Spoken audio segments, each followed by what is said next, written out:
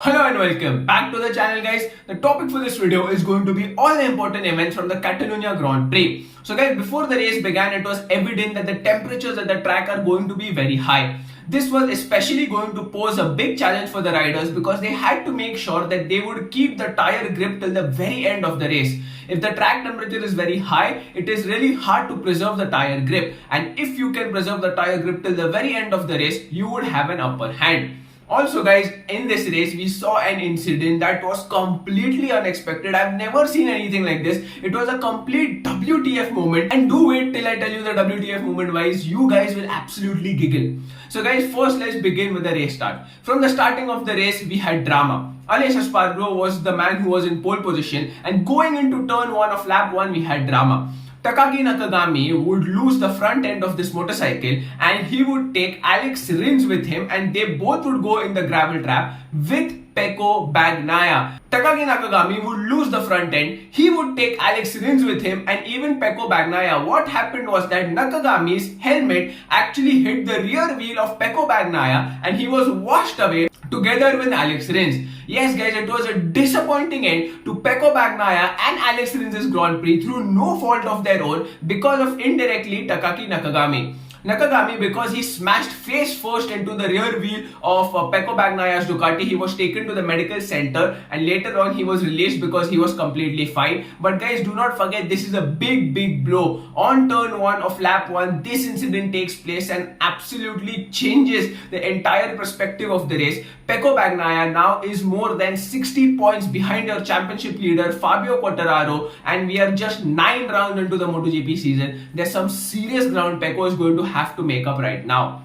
So the next talking point, guys, is going to be Aleix Espargaro versus Jorge Martin. So guys, the battle that actually was going on to and fro was between Aleix Espargaro and Jorge Martin. Both of these riders were battling from the beginning of the race, and initially with 21 laps to go, Jorge Martin would put a move on Aleix Espargaro for P2. Then with 15 laps to go, Aleix Espargaro would return the favor back to Jorge Martin and would even pull a little bit of a gap. But with 4 laps to go, finally, Aleix Espargaro would make a move on Jorge Martin, and it looks as if it was going to be the decisive move. Tire grip at that time was going pretty low for both the riders, and if Aleix Espargaro would just keep his rhythm, then he could obviously go on and clinch a really great P2 position for Aprilia. But that did not happen, guys. The most comical thing happened. When the penultimate lap of the race began, or the second last lap of the race began, Aleix Espargaro thought that the race had ended. He slowed down his motorcycle, he raised his arms as if the race is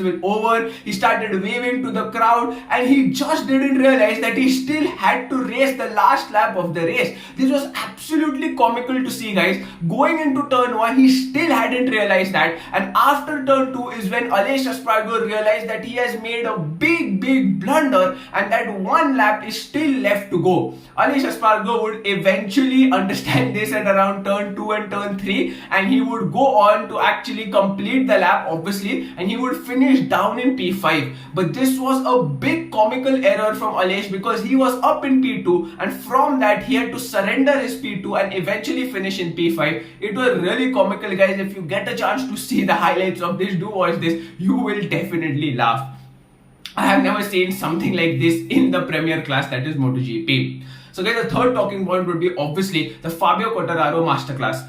I'll put it in simple words, guys. Fabio Quartararo was the leader of the race from lap 1, turn 1, and he finished the race in P1. There was absolutely no catching Fabio Quartararo. He was so good, so fast, so consistent. This proves that once Fabio Quartararo goes in the front of the race, there is absolutely no catching him. Fabio is propelled obviously by the 2-year contract extension that Yamaha has given him, and he has just signed it this weekend, and because of that, Fabio Quartararo is absolutely pumped up. He's all good to go, and we saw how good he was on board the Yamaha. Absolutely consistent lap timings. He was consistently lapping in the 1 minute 40 seconds, and that was a really good pace to carry out throughout the race. And towards the end of the race, the pace did fall into the 1 minute 41 seconds. And yes guys, it did fall because the tire grip was running low and everyone was around that lap time or even slower than that. So it was an absolute masterclass from Fabio Quartararo. What he did and the way he rode was absolutely brilliant on the Yamaha.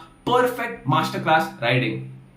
So guys, the next talking point is obviously going to be Johan Zarco. So guys, Johan Zarco, let's not forget, has finished in P3. So it is a Pramac Ducati podium with Jorge Martin in P2, Johan Zarco in P3. Johan Zarco has been there all throughout the race. He was in P4. He was trying to make a move on Aleix Espargaro and Jorge Martin, but the problem was he was just not able to make the move. Maybe the tire life wasn't there, but he was consistently there in P4, waiting for that one opportunity or one slip up from anyone in the front so that he could take that opportunity and capitalize. And that is exactly what he did. The opportunity came. Aleix Espargaro decided to actually do that comical moment that he did, obviously by mistake, and Zarco took complete advantage of it, and he made sure that he takes the podium in P3. So two Pramac Ducatis on the podium. So guys, the final talking point is going to be the sad day for Ducati. Yes guys, we have had two Pramac Ducati teams on the podium, but Ducati overall did not have a good day. Factory Ducati had a horrible day, absolutely, with Pecco Bagnaia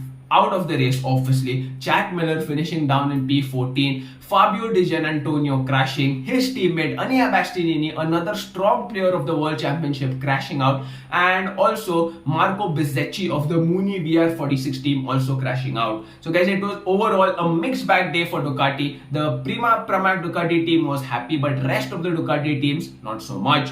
So guys, that was it for the video. Those were the important talking points. Also guys, before I end the video, I will leave a top 10 rider list on your screen right now. Please make sure to see if your favorite rider made it into the top 10 or not. And that was it for this video guys. If you like the content, like button. If you dislike the content, dislike button twice. Also guys, if you're new to my channel and you're into MotoGP content, please make sure you hit the subscribe button, ding the notification bell, and I'll see you guys in the next video.